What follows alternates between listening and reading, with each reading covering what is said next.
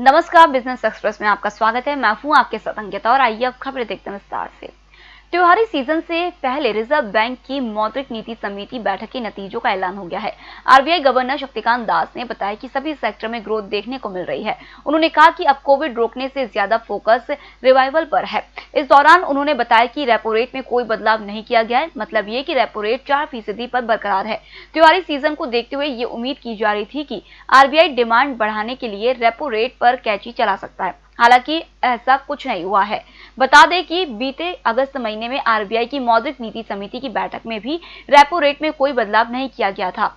हालांकि केंद्रीय बैंक इससे पहले पिछले 2 बैठकों में रेपो रेट में 1.15% की कटौती कर चुका है। फिलहाल रेपो दर 4%, रिवर्स रेपो दर 3.35% है। सप्ताह में कारोबार के आखिरी दिन बाजार में हल्की गिरावट है। बीएसई सेंसेक्स 25 अंक नीचे 40,157 और निफ्टी 9 अंक नीचे 11,825 के स्तर पर कारोबार कर रहा है। बाजार में ऑटो और मेटल शेयरों में खरीदारी है, जबकि बैंकिंग और आईटी शेयरों में गिरावट है। इसके अलावा एल&टी और टाटा स्टील के शेयरों में भी 1% की बढ़त है, जबकि एचयूएल और टीसीएस के शेयरों में 1% की गिरावट है। सुबह बीएसई 43 अंक ऊपर 40,226 पर और निफ्टी 17 अंक ऊपर 11,852 के स्तर पर खुला। आईपीओ बाजार में कुछ उन कंपनियों का नंबर आ सकता है जिनके बारे में आप बहुत ज्यादा जानते हैं, जिन कंपनियों को सेवाओं और प्रोडक्ट का आप ज्यादा उपयोग करते हैं।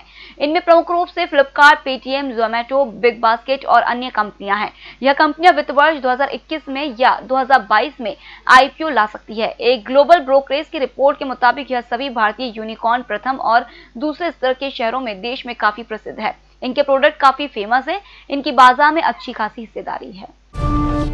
वेदांता को डिलिस्ट करने के लिए चल रही रिवर्स बुक बिल्डिंग की प्रक्रिया का शुक्रवार को आखिरी दिन है। प्रमोटर्स की बायबैक योजना के तहत गत 6 दिनों में निवेशकों ने सिर्फ 73 करोड़ शेयर ही ऑफर किए हैं। डीलिस्टिंग तभी सफल होगी जब छोटे निवेशकों के पास मौजूद कुल 169 करोड़ शेयरों में से कम 86% या 134 करोड़ शेयर ऑफर दिए जाएंगे।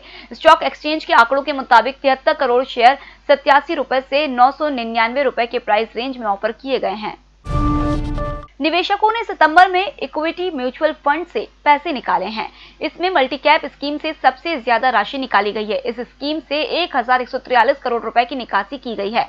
लिक्विड फंड से 65,000 करोड़ की निकासी की गई है, जबकि large cap, mid cap, focused funds और ईएलएसएस से भी पैसे निकाले गए हैं। यह जानकारी association of mutual funds in India ने दी है। एमपी ने गुरुवार को म्यूचुअल फंड का आंकड़ा जारी किया। देश के आयरन और सेक्टर ने कोरोना वायरस संकट से बाहर निकलने का ठोस संकेत दिया है। देश की सबसे बड़ी आयरन और उत्पादक कंपनी एनएमडीसी ने गत माह आयरन और के उत्पादन और बिक्री में पिछले साल की समान अवधि के मुकाबले अच्छी खासी बढ़ोतरी दर्ज की। साथ ही कंपनी ने अपने आयरन और की कीमत भी बढ़ा दी है। पिछले महीने कंपनी का आयरन और उत्पादन 11% बढ़कर 18 लाख टन पर पहुंच गया, जो सितंबर 2019 में 16 लाख टन था। पेटीएम के संस्थापक विजय शेखर शर्मा ने कहा कि पेटीएम मिनी ऐप स्टोर के डेवलपर्स पर 10 करोड़ रुपए का निवेश करेगी। इस प्लेटफॉर्म को हाल ही में लॉन्च किया गया था। जब गूगल ने प्ले स्टोर से पेटीएम को निकाल दिया था, उसी के बाद यह ऐप लॉन्च किया गया था। विजय शेखर शर्मा ने कहा कि जो लोग हमारे प्लेटफॉर्म पर मिनी ऐप को डेवलप कराना चाहते हैं, उनको इक्विटी निवेश के रूप में यह सुविधा मिलेगी। कंपनी इसके लिए वर्कशॉप और वेबिनार भी आयोजित करेगी। इससे मिनी ऐप स्टोर पर बेहतर ऑफरिंग मिल पाएगी। प्रधानमंत्री नरेंद्र मोदी ने कनाडा में आयोजित इन्वेस्टमेंट इंडिया कॉन्फ्रेंस को संबोधित करते हुए कहा कि भारत आज मार्केट के लिहाज से तेजी से बदल रहा है। भारत हर किसी के लिए निवेश और कारोबार करने के लिहाज से बेहतर है। कारोबार में ग्रोथ करने का मौका है। उन्होंने कहा कि आपके सभी सवालों का जवाब भारत में है। यहाँ सभी लोगों के अवसर हैं। उन्होंने कहा कि भारत दुनिया के लिए फार्मेसी के रूप में काम कर रहा है। हमने कई देशों को दवाइयां भेजी है। भारत बाजार के साथ साथ मानसिकता में तेजी से बदलाव कर रहा है। रिलायंस इंडस्ट्रीज के सीएमडी मुकेश अंबानी ने गुरुवार को कहा कि रिलायंस जियो के लॉन्च होने के बाद गत 4 साल में देश का डेटा कंजप्शन जियो से पहले की खपत के मुकाबले 30 गुने से ज्यादा बढ़ गया है। आज भारत हर महीने 6 एक्सबाइट से ज्यादा की डाटा खपत करता है। जियो के लॉन्च होने के पहले भारत की मासिक डेटा खपत महज 0.2 अरब गीगाबाइट थी। जीएम फोरम के digital transformation world series 2020 virtual conference में उन्होंने कहा कि आज दुनिया में सबसे ज्यादा मोबाइल डेटा की खपत भारत में होती है। फिलहाल इस बुलेटिन में इतना ही। आप बने रहिए ईएमएस टीवी के साथ। नमस्कार।